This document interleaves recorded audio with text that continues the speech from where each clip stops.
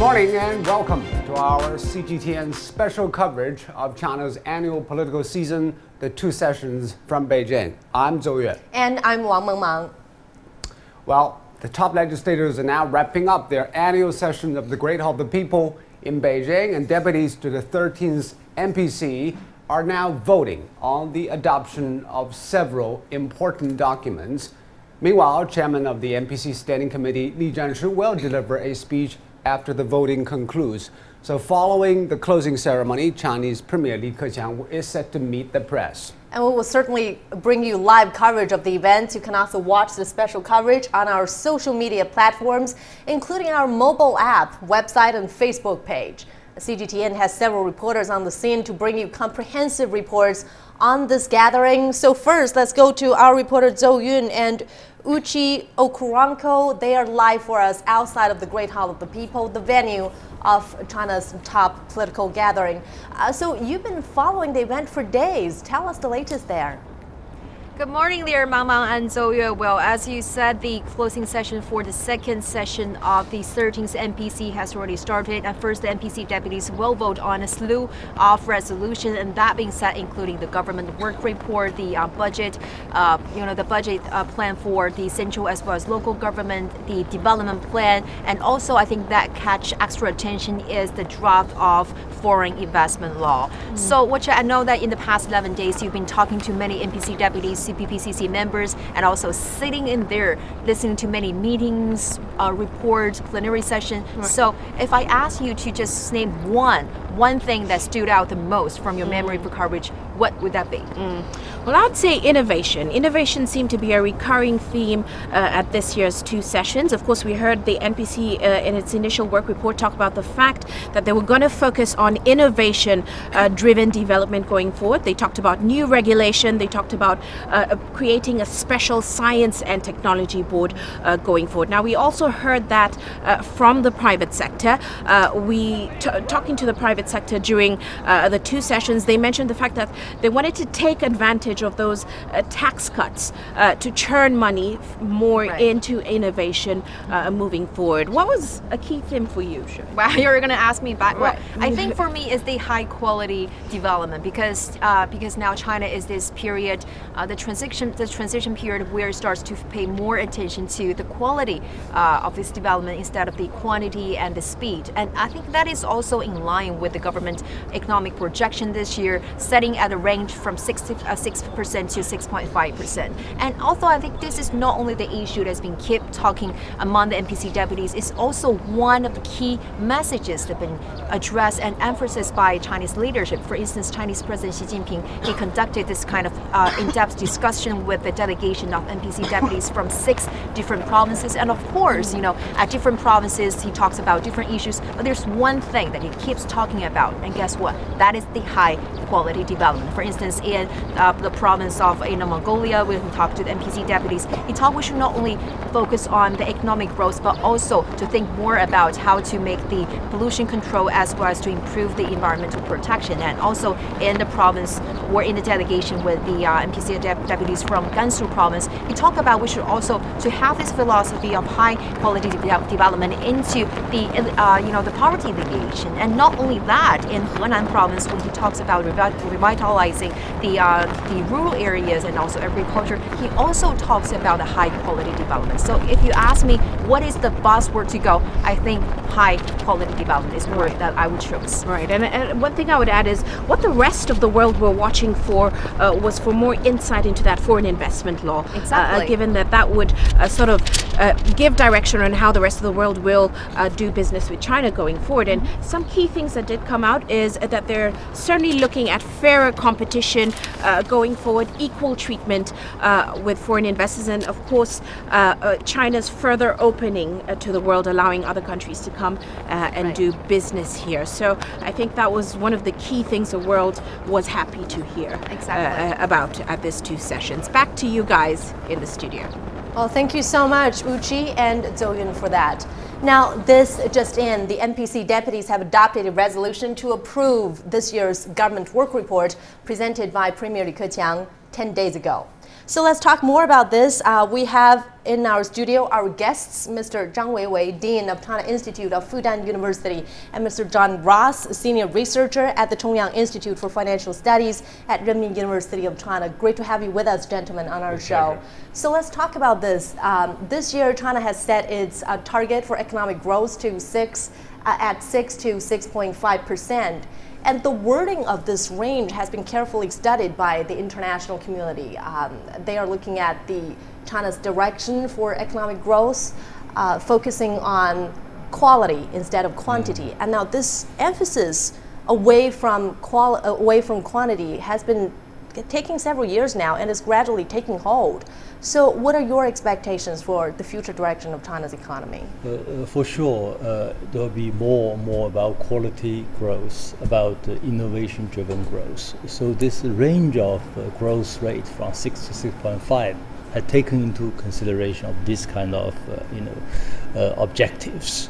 After all, China economy is already quite big. I made a rough calculation with last year's increased amount of GDP. China produced one Australia a year,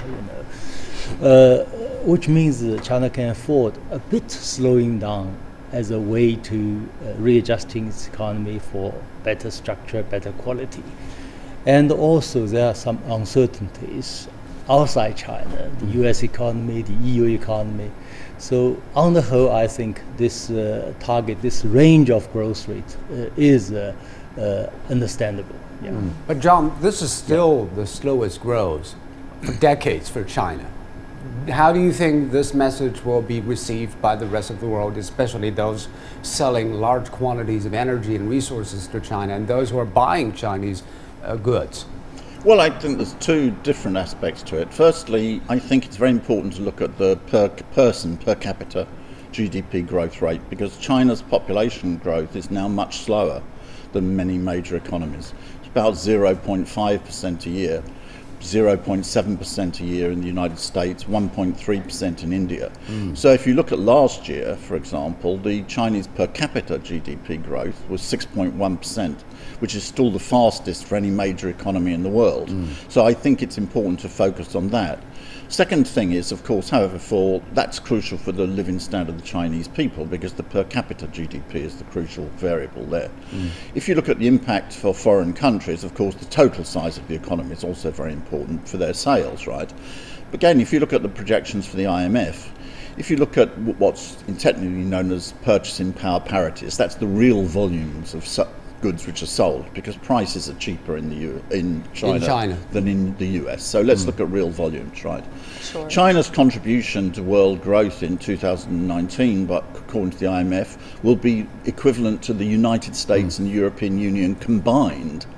So this means it's still by far the fastest growing market in the world. We were just told that the NPC had just passed a new document, the resolution to approve the foreign investment law. Let's talk a little bit about the foreign investment law, because it was proposed just 3 months ago. A lot of people have been debating whether this is being rushed a little bit, and why it is taking place right now. Is it an answer to what is happening between the trade talks, US and China? What do you say? Well, I think the speed is less important. The point is the quality. After all, China is the largest recipient of FDI among developing countries. So China has a lot of experiences and lessons over the past 4 decades.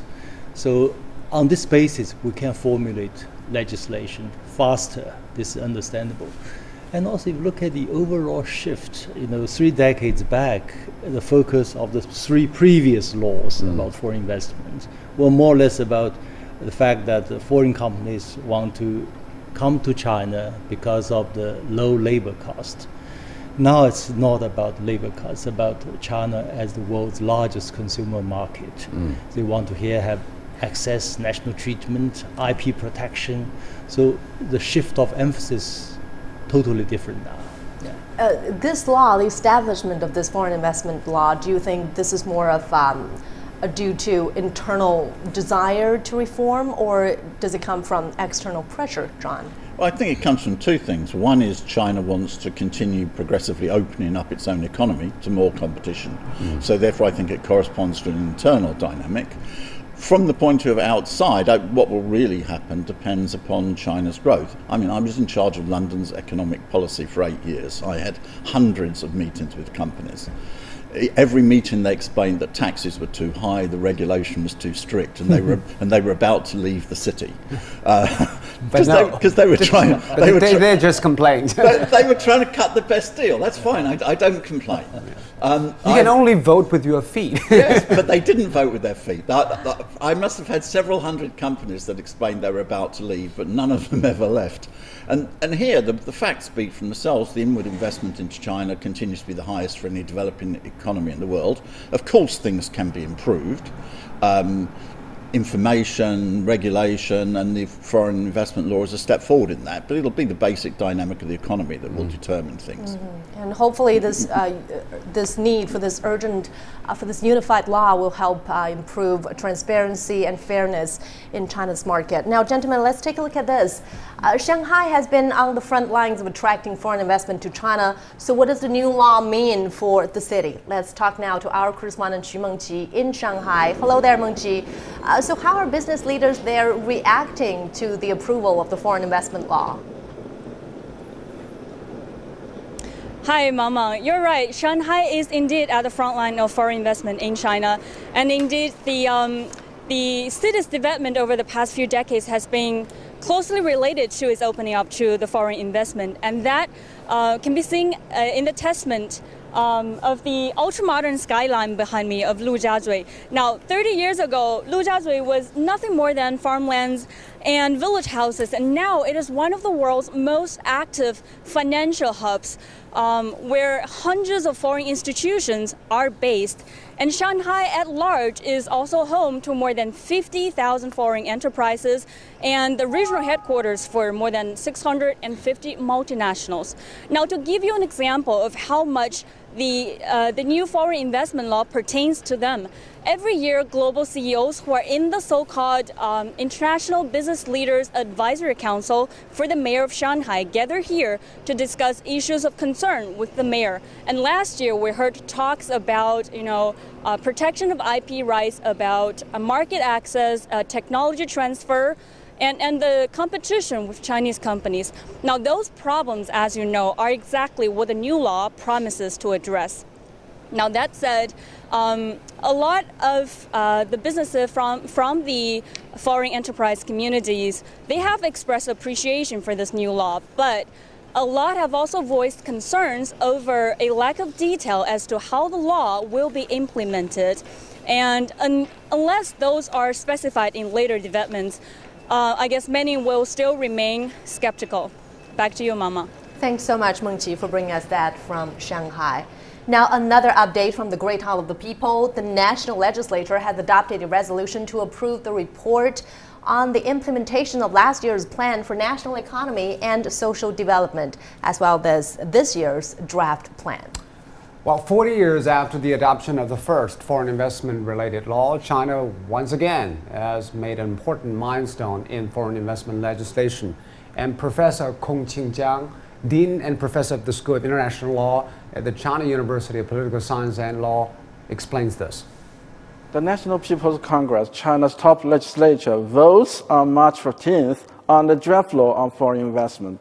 This is a highlight moment in the history of foreign investment legislation. It will transform the way foreign investors enter the China market of 1.4 billion people. But how? Before the new law, there has been a legal framework for foreign investment, which primarily consists of the so-called three laws for foreign investment. They are the Chinese Foreign Equity Joint Venture Law, the Chinese Foreign Contractual Joint Venture Law, and the Wholly Foreign-Owned Enterprise Law. Under the legal framework, foreign investors are required to follow the state guideline and the catalog specifically for foreign investment, which in a way is based on investment policy. In the meantime, foreign investors have to subject their investment proposal to the authority for review on a case-by-case basis. Only when approval is obtained, the investor is in a position to establish a foreign entity in this country.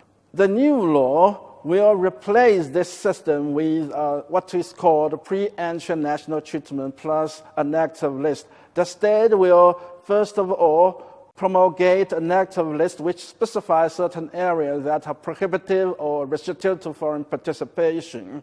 For the rest of the areas beyond the negative list, foreign investors are free to enter, just like domestic enterprises. Another notable ingredient of the foreign investment law is that it accords stronger protection to foreign investors. Foreign investors are protected against expropriation of investments, against forced technology transfer. Their intellectual property rights are given better protection. They are ensured equal access to government procurement opportunity. The new law is expected to be supplemented by regulation for the purpose of implementation.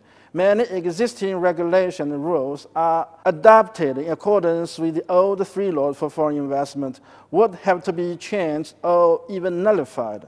Nevertheless, the new foreign investment law is a major step forward in investment liberalization.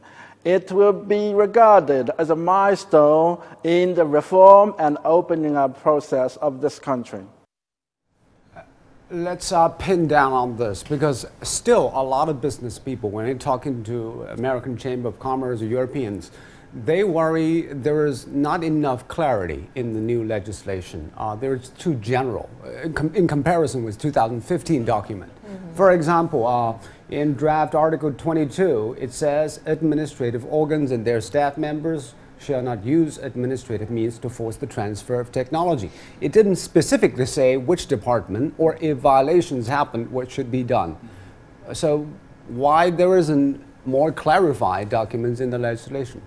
Well, I think in the first place, China is a super large country with a population more than combined population of the United States and EU. And so this kind of law, general in the sense that it can be more inclusive. What happens is usually after this general law, there will be different, more detailed regulations which will come with these laws. So this general law is very important because to specify very clearly no forced transfer of technology, negative list for investment, all these are extremely important. And this list has been shortened and shortened. So if these messages are there, we can be confident China is moving in the direction of more opening to the outside world. And sometimes, I would say, including Western media, they tend to be always very cynical about what China has been doing. Actually, the Chinese government is among the world's most serious government. When it made a law or regulation, it means it will work. Yeah. And you believe, John, that the businesses, foreign businesses, when they come to problems that is included in the legislation, they will see things better for them? Well, certainly, I think the negative list is very important, because what it means is that unless it's specifically prohibited, you can do it. And that is very important, because that opens up and that gets rid of a lot of unnecessary controls. Because when you have tens of thousands of industrial sectors, the idea that you can specifically say yes everywhere, that creates a whole load of red tape. I'm very, very much in favour of that, right? The other things which will fundamentally depend upon the dynamic of the economy. The key thing to watch on all this is the amount of inward investment into China. Is this, because actions speak much louder than words, as they say. And there is no sign of a fall of inward investment into China. On the contrary, it continues to maintain its position, say, as the largest developing countries, very close to the situation with the United States. This is telling me, therefore, that there are problems, I'm sure, and I'm very much in favour of tackling these problems. But fundamentally, foreign businesses think the situation is good. All right. Well, Zhou Yue just mentioned the speed of this legislation, and now I want to ask about the vague terms. Some Western media and international businessmen have been skeptical about the vague terms in this law. They are saying that a lot of the terms are subject to explanation, so they cannot answer or tackle their long-standing concerns. What are your takes? Actually, a particular case mentioned by Zhou Yue just now concerning the state institutions, whatever. The Chinese government has said many times already, at any level of the Chinese government, they will not force transfer of technology. Now this has been put into this investment law, so it, of course, more authoritative and more serious. I think it's very clear about the state institutions. They are not allowed to force transfer of technology from foreign companies or any other companies. In terms of IP protection, how does the foreign investment law answer that concern? Well, it tightens up things. I mean, IP protection is a problem in developing countries. There's no doubt about it. But what people will really judge by is what is the enforcement. If you take Russia, I lived in Russia for 8 years, in 1992 to 2000, when it was trying to open up. Frankly, the laws were excellent, but the implementation was so bad that very little investment took place. The difference is in China, I agree with Professor Zhang, the implementation is much tougher, and there's much greater confidence that what is actually said will be carried out. That will be watched. There's no doubt that the foreign companies will watch carefully to see if the law is implemented. Sure. So, yeah, implementation is the key in that. Thank you so much for that. And now the latest from the NPC closing session. Lawmakers have approved the work reports of the National People's Congress Standing Committee, as well as the work reports of the Supreme People's Court and the Supreme People's Procuratorate. So let's talk more about this legislation. We talked about the implementation of this foreign investment law. So in terms of implementation, what are the cornerstones for powerful enforcement? If you look at the situation, as a Chinese citizen within China, you find the biggest progress in legal framework is about law enforcement. It can be improved further, but it's now already better than before. Because, for instance, you have, I don't remember exact figure, 100,000 people are no longer allowed to travel by high-speed trains because they are not honoring their whatever punishment. They have to pay a certain amount of things for their violations, but they did not pay, so you're not allowed. This kind of punishment, it's a sign of law enforcement. And so this is appreciated, yeah. And what I like very much, whether in Li Keqiang's report or in Li Zhanshu's report, both mention this importance of law enforcement, especially on matters relating to people's daily life. Yeah. I want to talk a little bit about poverty alleviation. That's also a hot ticket item on the government's agenda. We want to eliminate abject poverty by 2020. And the government vowed to increase spending on those. But do you think we can deliver on those targets, considering the fact that some people are poor on an evolving basis? Some people not necessarily can get out of poverty forever because financial aid from the government. And some of the low-hanging fruits have already been picked. If you look at this whole poverty, what they call the strategy to fight targeted, poverty or poverty alleviation.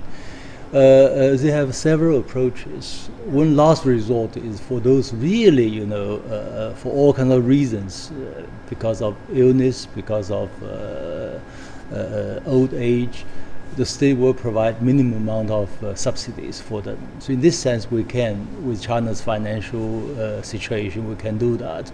This last resort, of course, in most cases should be encouraged to work and find a way to prosper. On the whole, I'm far less worried about this because I've been to many developing countries. And China's standard is quite high. And China has always delivered on those targets on poverty alleviation. Now let's go to the Great Hall of the People, where the NPC's session for this year is about to wrap up. Let's take a listen in.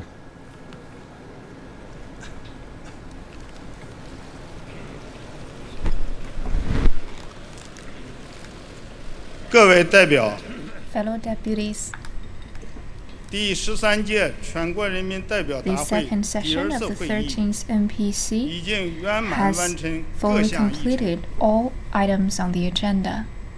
会议认为， In the Congress, we believe that in the previous year, under the leadership of the CPC Central Committee with Comrade Xi Jinping as the core, 砥砺奋进， people of all ethnicities in China has been forging ahead and overcoming difficulties. We have made many brand new achievements in all sectors, which are highly spoken of during this session. The two sessions have been bearing the spirit of democracy and rule of law. We have deliberated on and approved the government work report and other reports. All deputies have been performing their duties on behalf of people's will, exhibiting very sound outlook. This is a Congress of democracy, solidarity, practicality, and advancement. We must dare to bear our responsibilities and do a solid job to ensure that we hit all targets set during the Congress. The foreign investment law approved during the session is a fundamental law that promotes the high-level opening up in this new era. We must thoroughly study and fully implement this law in order to facilitate high-quality economic growth based on this level of opening up. Fellow deputies, socialism with Chinese characteristics has entered a new era, thus raising higher requirements for the NPC's job. NPC and its standing committee must stick to the instructions of socialism with Chinese characteristics for a new era proposed by General Secretary Xi Jinping, and must fully study and implement General Secretary Xi Jinping's ideas about how to improve the People's Congress system. We must be conformant to the party's leadership and people's role as the masters of the nation, as well as the rule of law. Focusing on the overall picture of the party and the nation, we must carefully perform our duties according to the Constitution and the laws, and never fail the trust of the party and our people. Fellow deputies, the Chinese nation is undergoing a critical period of great rejuvenation. We must more closely unite around CPC Central Committee with Comrade Xi Jinping as the core, and hold high the banner of socialism with Chinese characteristics. Observe the 4 awareness, 4 confidence, and 2 safeguards. We will bear in mind our missions and forge ahead so as to lay a decisive basis for the completion of building a moderately prosperous society in an all-round way, and celebrate the 70th anniversary of the PRC founding with excellent achievements.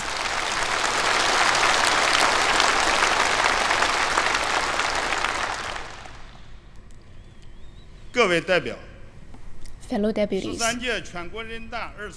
the second session of the 13th NPC has completed all the agenda. Now please all rise up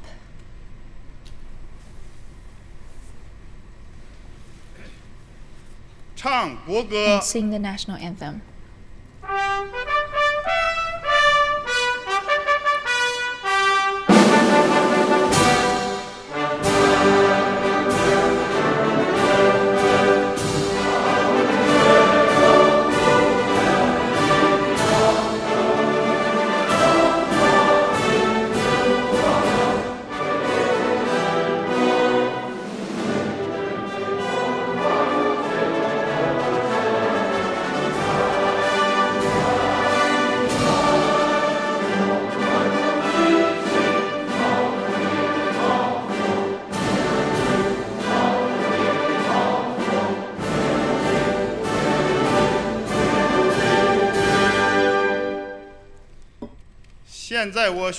Now I declare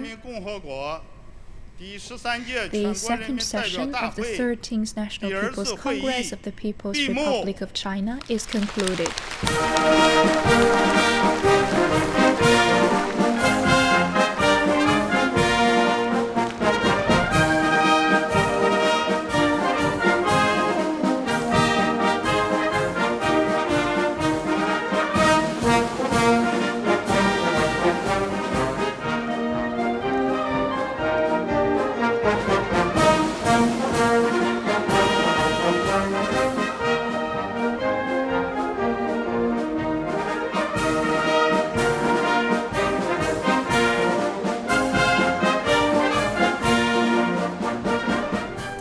Well, we've just watched the closing ceremony of the 13th NPC, marking the end of this year's 2 sessions.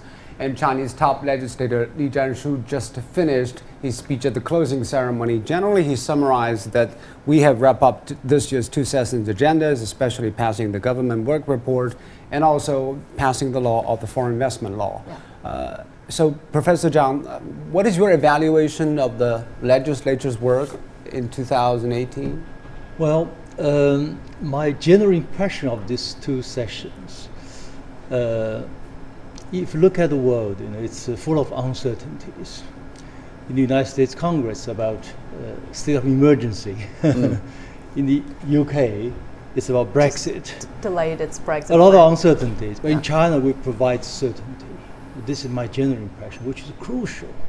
If you look at the work report adopted just now, its quality is very high, down to earth, with both a macro picture, growth rate, and also with attention to details about matters relating to ordinary people.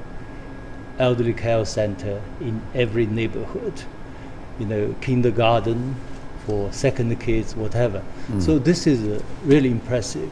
I think China is in the right direction. Yeah. So when the international community look at what is happening in China's politics, do they have more confidence because it is a message of stability?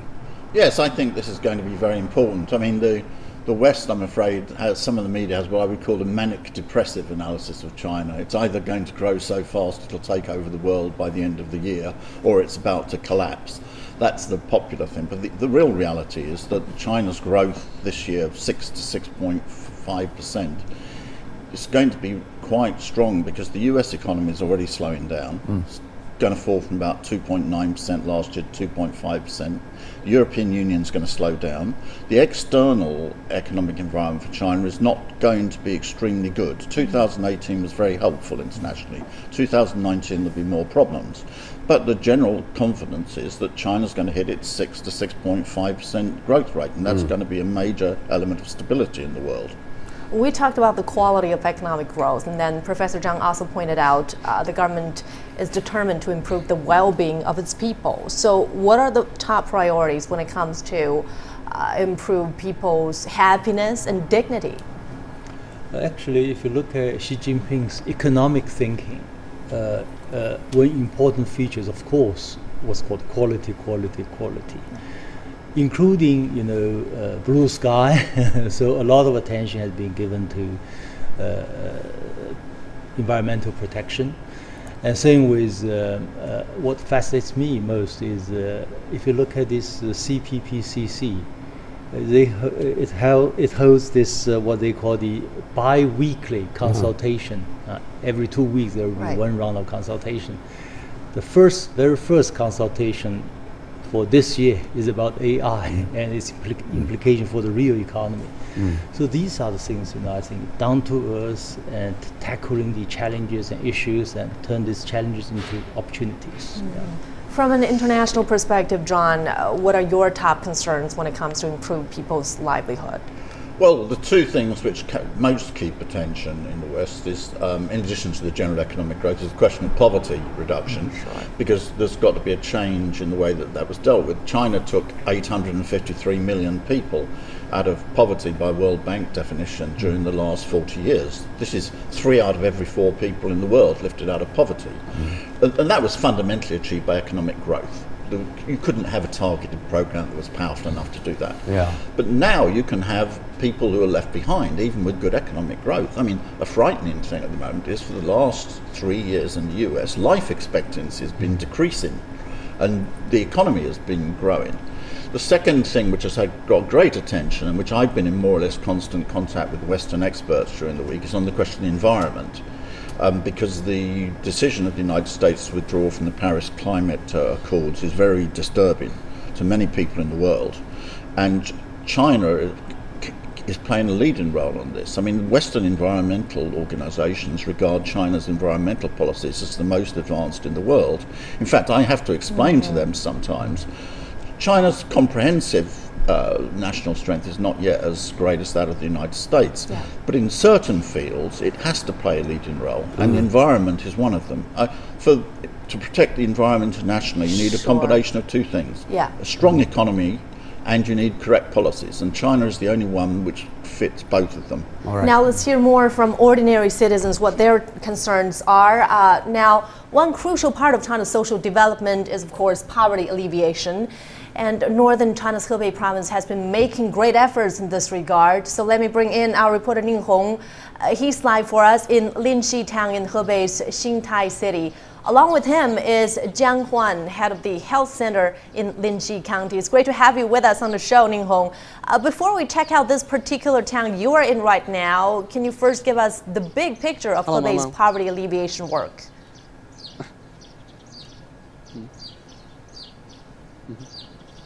Well, yes, the work report this year indicates that the country will continue its efforts of anti-poverty work.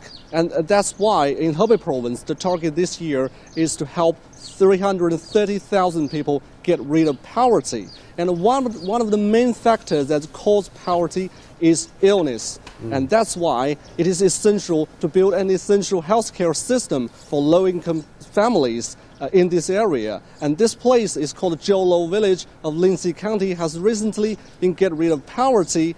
And well, to learn more, and we're joined by Mr. Jiang Hua, who is the head of the local health center. And I'll let him to tell us what the work they have done here. Hello, Mr. Zhang. So how did we help these impoverished households to have better access to medical services? Currently, the impoverished population are now receiving services from family doctors, which can provide better and more facilitated services to them. And they also have access to multiple provincial policies, including free physical exams, prescription and high-quality services and treatment. All of the population in our county can have access to free physical exam, and we also have opened up express channels for the impoverished household. They can have treatment before the payment, and also it's a one-stop service. The reimbursement rate is no less than 95%. At the same time, we also have a special treatment to 21 major diseases, including cancers and congenital heart disease. 那我们咱们这边是提倡不光是治疗，同时也要防治。 So not only is treatment important, prevention is actually of a higher priority, especially the prevention of chronic and major diseases. So how do we realize that target? At grassroots, we carry out this early prevention, detection, treatment, and less inpatient treatment and economic burden. This is our working goal and targets. We established health centers, which has the function of education, screening, recovery, and mental guidance. Normally, we will have 3 medical workers on call to help this invulnerable population to improve their understanding and knowledge of health and diseases. We also carry out free physical exam activities, and we also work with Hebei Medical University to set up a training base. Since the establishment of this health center, and the health condition of local people here has been greatly improved. And that's why they're now moving out of poverty. And this is not just happening in this place alone, and such measures are being carried out throughout the country. Back to you. Yes, indeed. Healthcare is indeed a guarantor for those who have already been lifted out of poverty. Let's bring in the update of the agenda of the 2 sessions. China's top legislators have just wrapped up their annual sessions at the Great Hall of the People. It brings an end to this year's 2 sessions. The NPC deputies have approved the latest government work report as well as a new foreign investment law. Chairman of the NPC Standing Committee, top legislator Li Zhanshu, delivered a speech highlighting the goal of the national rejuvenation as this year marks the 70th anniversary of the founding of the People's Republic of China. As I just mentioned, this year's NPC has wrapped up, and let's go live to our reporters Uchi Okoronko and Zhou Ying, who is now standing by outside the Great of the People. So you two have been talking to NPC deputies. What do they say about this year's two sessions and what the major issues they've been interested in? Hello there, Zoyo. As you said, the second session of the 13th NPC has just wrapped up, and they have adopted a slew of documents in there. And also, I'm curious about what are the NPC's takeaway, but because this end of the session doesn't mean the end of their work. Actually, it's the time for them to go back to the industry, their own job, to explore the issues and come up with the solutions, right? And of course, that key foreign investment law, they did pass it today, but we'd love to see how it's going to be enforced going forward. So as you mentioned, we're going to wait and see how the relevant government agencies enforce it. So how they're going to enforce it, because now joining us in our live is an NPC deputy, and so we're curious to know what are the takeaways, what are the outlook from this meeting. So now joining us in the live is the NPC deputy, Mr. Wei Tao, and he's the mayor of Yulin from Guangxi province. Thank you so much for joining us. And we know that NPC had just concluded. So what are your conclusions of these two sessions? Well, during this NPC session, we have completed all agenda. And in this session, we continue to carry through the principles of shaping thoughts on social Chinese characteristics, and it's also a democratic, a united, and a pragmatic. Great Bay Area is a key subject, or one of the major subjects coming out of the government's work report. How do you plan to take advantage of the Great Bay Area for Yulin's development? 对，市长，我们知道这个大湾区的建设也是这次政府工作报告的重点之一，所以您所在的这个广西省的玉林市是希望如何能够借船出海来发挥自己的优势。The planning of the Greater Bay Area will substantially promote urban development within this region. At the same time, it will also have important impact and this kind of spillover effect on the surrounding areas. It will also promote the development of local economies in the surrounding areas. The city of Yulin is adjacent to the Greater Bay Area, and also it's closely connected in culture, languages, and geographical location with the province of Guangdong. And it's also an important juncture connecting the Greater Bay Area and Panbeibu Gulf Economic Zone. Therefore, when implementing the Asian development strategies and integrating better into the Greater Bay Area, we are at an ideal geological and cultural position. So with the implementation of Greater Bay Area plans, we will take these unprecedented historical opportunities to ride with the tide to usher a new era for our development. We believe that we need to liberalize our thoughts and also to develop our transportation infrastructure as well as human resources. As long as we can further liberalize our thoughts, strengthen this construction of transportation network, and better integrate into the Greater Bay Area, and also strengthen our cooperation with the Greater Bay Area and realize industrial transfer, build a favorable business environment to attract more talent to come to Yulin. I believe that our development will make major breakthroughs.